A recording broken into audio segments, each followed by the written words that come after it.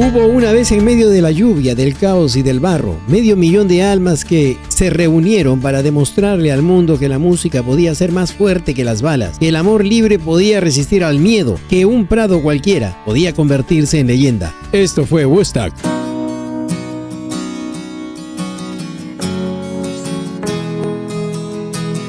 El Festival de Música y Arte de Woodstock, conocido en inglés como Woodstock Music and Art Fair o simplemente Festival de Woodstock, quedó para siempre grabado en nuestras memorias como uno de los momentos más representativos, simbólicos de una generación que soñaba con cambiar al mundo a través de la música y el amor. Todo comenzó un viernes lluvioso, 15 de agosto de 1969, extendiéndose hasta la mañana del lunes 18, en medio de una improvisada pero mágica ubicación, una extensa granja de 240 hectáreas en Bethel, condado de Sullivan, Nueva York. Originalmente previsto para celebrarse en Wallkill, el plan se frustró debido al rechazo de los pobladores locales. Incluso otro lugar alternativo, Sowertis, también enfrentó resistencia. Fue entonces cuando Elliot Tiber, escritor comprometido con los ideales de aquella época, logró negociar con el granjero Max Yasgur, un hombre común que sin saberlo se convertiría en pieza fundamental de la historia del rock, ofreciendo finalmente sus tierras ubicadas a unos 64 kilómetros al suroeste del pueblo de Woodstock. Con el lema evocador de una exposición de acuario, 3 días de paz y música, Woodstock no solo prometía un espectáculo musical, sino una auténtica revolución cultural y emocional. Era mucho más que un concierto, era la expresión viva de una juventud rebelde, cansada de la violencia, especialmente marcada por la guerra de Vietnam. El encuentro, en principio diseñado para unas 60,000 personas, según los propios organizadores, aunque la policía local calculaba más de 6,000 asistentes nada más, se desbordó hasta alcanzar cifras extraordinarias de entre 400 y 500,000 almas reunidas bajo el cielo lluvioso de Nueva York.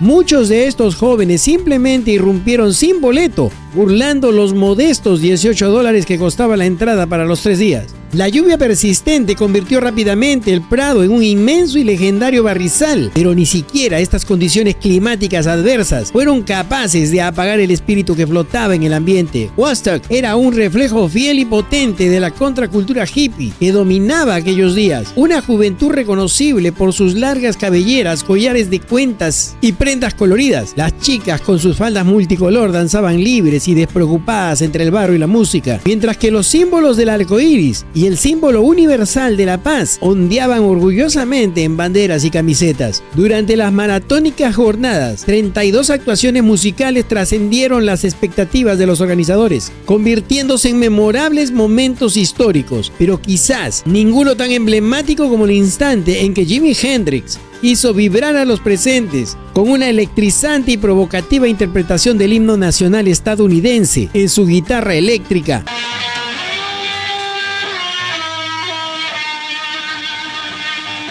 Una declaración abierta de protesta ante la guerra y las políticas agresivas del gobierno. Mientras la música resonaba incansable, la atmósfera del festival se cargaba con una mezcla intensa de emociones, libertades exploradas al máximo y excesos característicos de la época. Las drogas, especialmente el LSD y la marihuana, formaban parte integral del paisaje del festival, acompañadas de noches intensas y liberadoras para miles de jóvenes que abrazaban al amor libre y la convivencia en comunas. Woodstock prometía ser una celebración de paz y amor, pero la infraestructura, superada por la masiva afluencia, mostró graves deficiencias sanitarias y logísticas, exponiendo crudamente las limitaciones del sueño utópico. En medio del caos organizado y la euforia colectiva, hubo tragedias inevitables. 3 muertes registradas marcaron el festival, una por sobredosis de heroína, otra por una ruptura inesperada de un apéndice y una tercera provocada por un fatídico accidente con maquinaria vial. A estos trágicos sucesos se sumaron rumores persistentes sobre nacimientos ocurridos en el lugar, aunque nunca confirmados oficialmente. Curiosamente, Woodstock coincidió con una crisis sanitaria de un virus respiratorio, hecho olvidado por muchos frente a la magnitud del evento. El impacto cultural de Woodstock trascendió el tiempo gracias al cine y la música. El documental Woodstock, 3 días de paz y música, dirigido por Michael Wadley y editado magistralmente, entre otros, por un joven Martin Scorsese, atrapó esa esencia vibrante del festival y además obtuvo en 1970 el codiciado premio Oscar al mejor documental. Este film, calificado por la Biblioteca del Congreso estadounidense como culturalmente significativo,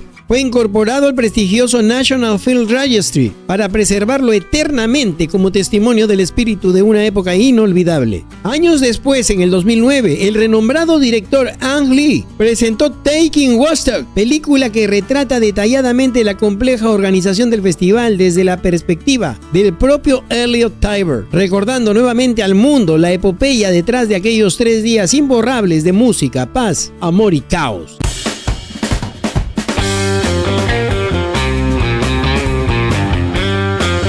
Las preparaciones para lo que sería el histórico Festival de Woodstock estuvieron marcadas por sueños grandes y desafíos aún mayores. En un tiempo donde todo parecía posible para aquellos jóvenes idealistas, todo comenzó gracias al ímpetu visionario y al esfuerzo incansable de 4 personajes que hoy son recordados como los artífices de aquel mítico evento: Michael Lang, Artie Kornfeld, Joe Rosenman y John P. Roberts. Corría el inicio del año 1969 en la bulliciosa Nueva York, cuando Rosenman y Roberts, 2 empresarios ya establecidos en el mundo de los negocios, se encontraban en plena construcción del Media Sound, un ambicioso complejo de estudios de grabación en el corazón de Manhattan. Fue entonces cuando el destino tomó forma de sugerencia a través de Miles Lurie, abogado cercano a Lang y Kornfeld y colaborador en asuntos legales del proyecto Media Sound. Lurie dio una oportunidad y animó a los jóvenes emprendedores a contactar con Rosenman y Roberts para financiar un proyecto similar, pero más modesto, un estudio al que habían llamado poéticamente Studio in the Woods,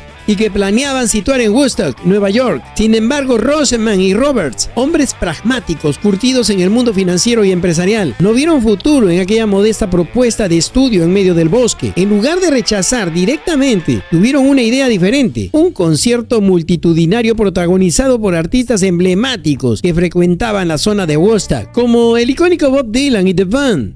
Kornfeld y Lang, atraídos por el potencial del proyecto, aceptaron con entusiasmo la nueva propuesta, y en enero de ese mismo año nació oficialmente Woodstock Ventures. Las oficinas de esta nueva empresa se establecieron en una peculiar ubicación en el número 47 de la calle 57 en Manhattan. No era un lugar cualquiera, bajo la dirección creativa de Bart Cohen y su equipo de diseño, Curtain Call Productions. Aquel espacio se transformó en una auténtica experiencia psicodélica, decorado con colores vibrantes, patrones hipnóticos y elementos simbólicos que reflejaban claramente el espíritu liberador y vanguardista de la contracultura. Sin embargo, desde el comienzo se evidenciaron marcadas diferencias entre los socios, cada uno con una visión y filosofía particular sobre el proyecto. Roberts destacaba por su pragmatismo y disciplina, comprendiendo con claridad lo necesario para garantizar el éxito financiero del festival, mientras Lang soñaba con un evento modelo empresarial más relajado, creativo y comunitario. Estas visiones opuestas generaron una tensión constante, especialmente cuando Lang no logró encontrar un lugar adecuado para el concierto, obligando a Roberts y Rosenman a tomar el volante personalmente y salir en búsqueda del lugar ideal. Aquellas diferencias en torno a la disciplina financiera también provocaron profundas reflexiones entre Roberts y Rosenman, quienes en más de una ocasión se cuestionaron si debían abandonar el proyecto o continuar invirtiendo fondos, todo con la esperanza de que finalmente el festival viera la luz del día. Todo cambió en abril de 1969, cuando la banda Creedence Clearwater Revival se convirtió en el primer acto musical de renombre en firmar contrato con Woodstock Ventures.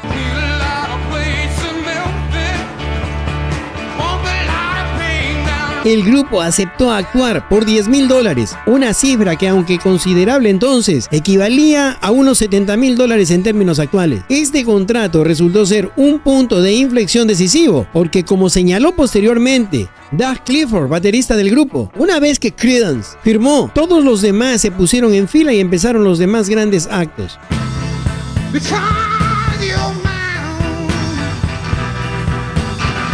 Sin embargo, la participación de CCR no estuvo exenta de controversias y frustraciones. Su actuación fue programada para las 3 de la madrugada, una hora complicada que generó menos atención de la esperada. Además, por insistencia expresa del líder de la banda, John Fogerty, Su presentación fue omitida de la famosa película documental del festival, algo que aún hoy deja un sabor amargo en sus integrantes, quienes sintieron que su participación no recibió la trascendencia merecida. Aunque Woodstock fue concebido inicialmente como una empresa con fines lucrativos, las circunstancias inesperadas lo convirtieron rápidamente en un evento gratuito. Las vallas y taquillas necesarias nunca fueron instaladas completamente, debido a la enorme afluencia de asistentes anticipados al lugar. Los boletos originalmente se vendían por $18 de manera anticipada y $24 en la puerta, lo que equivaldría a unos $130 y $170 respectivamente en estos momentos. Estos boletos se distribuyeron exclusivamente a través de tiendas de discos del área metropolitana de Nueva York o mediante correo postal a una casilla ubicada en la oficina postal de Radio City Station en Midtown Manhattan. En total, se vendieron alrededor de 186,000 entradas anticipadas, cifra que superó ampliamente las previsiones iniciales de 50,000 asistentes. La llegada masiva de asistentes al concierto rural de Bethel generó después del primer día un monumental atasco de tráfico, una avalancha inesperada de personas atraídas por la promesa de vivir 3 días históricos de música, paz y libertad. Bethel, un tranquilo pueblo acostumbrado a la calma del campo, decidió no hacer cumplir sus regulaciones habituales, temiendo que cualquier intervención oficial solo agravara el caos ya evidente en las calles. Rápidamente las imágenes transmitidas por radio y televisión sobre las interminables filas de vehículos atascados en el barro y los caminos rurales se convirtieron en desalentadoras para quienes todavía consideraban acudir al festival. En medio del caos vial, una intervención del músico Arlo Guthrie aumentó aún más la confusión. Guthrie anunció drásticamente en una declaración que se inmortalizaría en la película documental del festival que la autopista del estado de Nueva York había sido cerrada. Sin embargo, años después, el propio director del Museo de Woodstock aclararía que este supuesto cierre nunca ocurrió realmente, convirtiendo las palabras de Guthrie en una leyenda más del evento. Las dificultades logísticas se intensificaron por las lluvias recientes, que transformaron los campos y caminos en un lodazal intransitable, atrapando vehículos y peatones por igual. El sitio no estaba preparado para brindar las condiciones sanitarias y los primeros auxilios necesarios para las decenas de miles de asistentes que llegaban continuamente. Las condiciones se tornaron precarias rápidamente. La escasez de alimentos, la falta de servicios sanitarios suficientes y el barro omnipresente se convirtieron en una batalla constante contra los elementos. La mañana del domingo 17 de agosto amaneció con una llamada alarmante. El gobernador de Nueva York, Nelson Rockefeller, se comunicó personalmente con John P. Roberts, uno de los principales organizadores, para anunciarle su intención de enviar 10,000 soldados de la Guardia Nacional al festival para contener el caos que percibía desde la distancia. Sin embargo, Roberts, consciente de la filosofía pacífica del festival y el riesgo de exacerbar tensiones, logró convencer al gobernador de desistir de la intervención militar. Aún así, el condado de Sullivan se vio obligado a declarar el estado de emergencia, mientras personal de la cercana base de la Fuerza Aérea de Stewart intervenía para mantener el orden y ayudar en la logística del traslado de los artistas. En medio de esos desafíos, el cierre musical del festival estuvo a cargo del legendario guitarrista Jimi Hendrix, cuya actuación sufrió múltiples retrasos debido a la persistente lluvia. Finalmente subió al escenario a las 8:30 de la mañana de lunes, ante una audiencia ya muy reducida, pues de los 450,000 asistentes originales apenas quedaban unos 30,000, muchos de los cuales habían permanecido pacientemente solo para escuchar al icónico músico. La presentación de Hendrix estuvo acompañada por su nueva banda, Gypsy Sun and Railroad, inicialmente introducidos erróneamente como The Experience. Hendrix corrigió personalmente esta confusión desde el escenario, aclarando con una sonrisa: podría llamarnos Band of Gypsies. Su set, extendido durante casi 2 horas, incluyendo una inolvidable versión psicodélica del himno nacional estadounidense, que se conectó profundamente con los asistentes y posteriormente se convertiría en un símbolo representativo del espíritu de la década de los 60, capturado magistralmente en el documental oficial del festival. Pese a las condiciones difíciles y la enorme cantidad de asistentes, Woodstock destacó por un ambiente notablemente pacífico, Pacífico, aunque lamentablemente se registraron 2 muertes durante el evento. Una ocurrió debido al mal uso de insulina y la otra fue un trágico accidente, cuando un tractor atropelló accidentalmente a una persona dormida en un campo cercano. Además de estos sucesos, hubo 2 nacimientos documentados, uno en un vehículo atrapado en medio del tráfico y otro tras un dramático traslado en helicóptero hasta un hospital cercano. También se contabilizaron 4 pérdidas espontáneas durante el evento. Max Yasgur, el granjero propietario del terreno donde ocurrió esta inolvidable reunión, reflexionó conmovido sobre la magnitud del evento, destacando la increíble convivencia pacífica de casi 500,000 de personas durante aquellos 3 días. Yasgur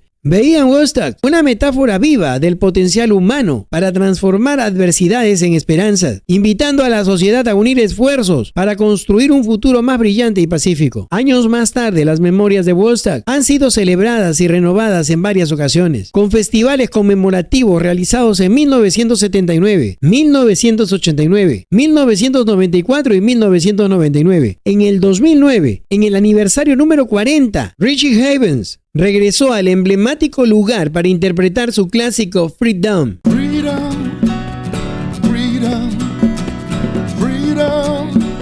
Reviviendo el espíritu original del festival. En el 2013, un pequeño recital de Bethel honró nuevamente la memoria de Havens, fallecido 4 años antes, recordando una vez más la resonancia eterna de Woodstock en la cultura popular.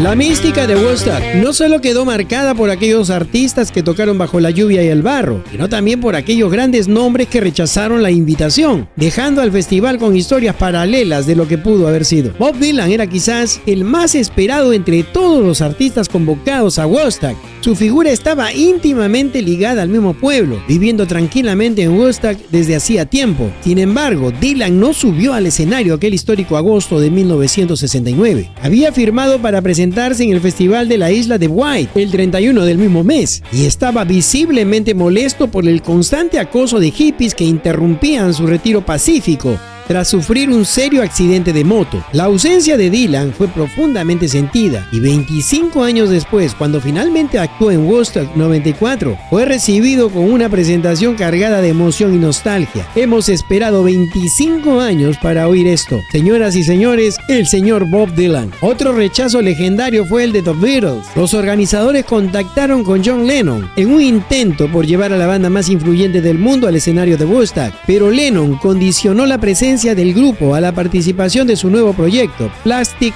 Ono Band. Esta propuesta no convenció a los organizadores, quienes declinaron la oferta. Además, existía otro gran obstáculo. La entrada de Lennon a Estados Unidos había sido vetada por orden directa del presidente Richard Nixon, debido a los antecedentes legales del músico por posesión de cannabis y por su activa oposición a la guerra de Vietnam. En realidad, The Beatles ya estaban al borde de la separación. Llevaban 3 años sin realizar conciertos públicos desde agosto de 1966, salvo el simbólico concierto en la azotea de los estudios Apple en enero de 1969. The Doors, una de las bandas emblemáticas de la época, inicialmente recibió la invitación con entusiasmo. Su tecladista, Ray Manzarek, aceptó rápidamente al creer erróneamente que el festival tendría lugar en el Central Park, uno de los escenarios favoritos de Nueva York, pero cuando descubrieron que el evento se celebraría en una granja rural cerca de Woodstock, la banda cambió radicalmente su postura, percibiendo el festival como una versión menor de Monterrey Pop Festival,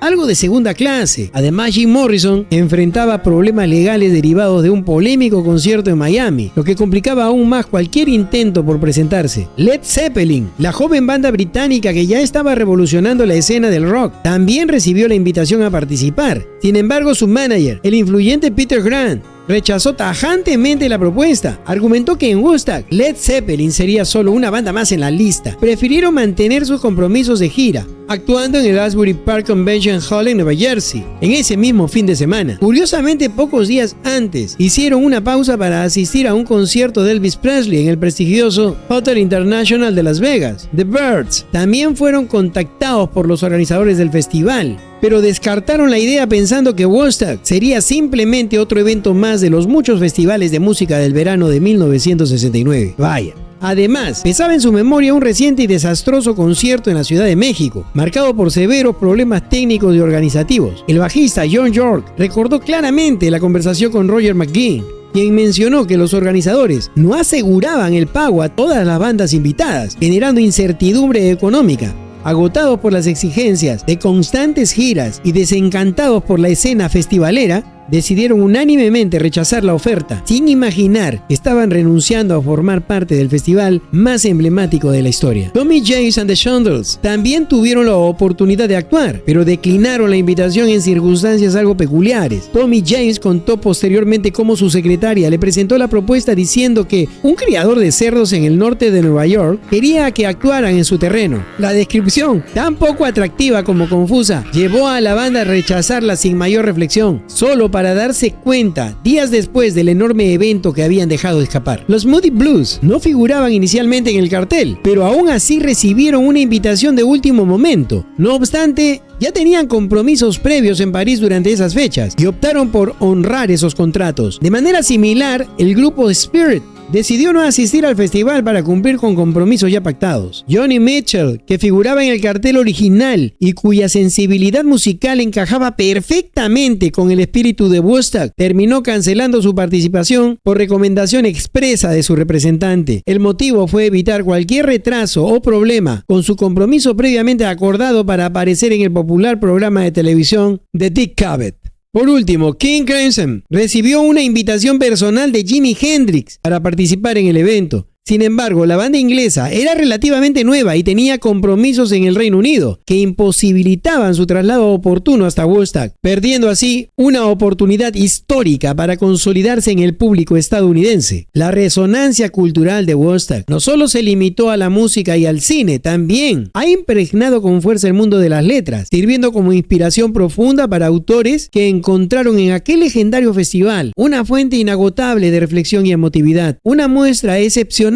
es la obra de la reconocida escritora salvadoreña Carmen González Huguet, quien tomó el emblemático espíritu del festival y lo transformó en una poderosa pieza literaria titulada Jimi Hendrix toca mientras cae la lluvia. Inicialmente concebida como un cuento, esta historia evolucionó hasta convertirse en un monólogo teatral, cautivador y profundo. La narrativa se despliega en un cine de San Salvador durante la década de los 70, un tiempo marcado por profundas convulsiones sociales y políticas en aquel país. En aquella penumbra íntima del cine, una pareja contempla fascinada el documental de Woodstock, sumergiéndose en las vibrantes imágenes y sonidos del mítico festival. A través de esta escena aparentemente simple, la escritora magistralmente explora las profundas conexiones entre la psicodelia, la rebeldía juvenil y la contracultura contestataria que desafiaba sin miedo las normas establecidas. El sentimiento omnipresente de alienación que experimentaban los jóvenes en aquel periodo emerge claramente, revelando una búsqueda intensa por encontrar identidad y propósito en un mundo turbulento. Por otro lado, Woodstock también alcanzó rincones inesperados, trascendiendo incluso culturas y medios aparentemente lejanos. En el universo del manga japonés, el célebre mangaka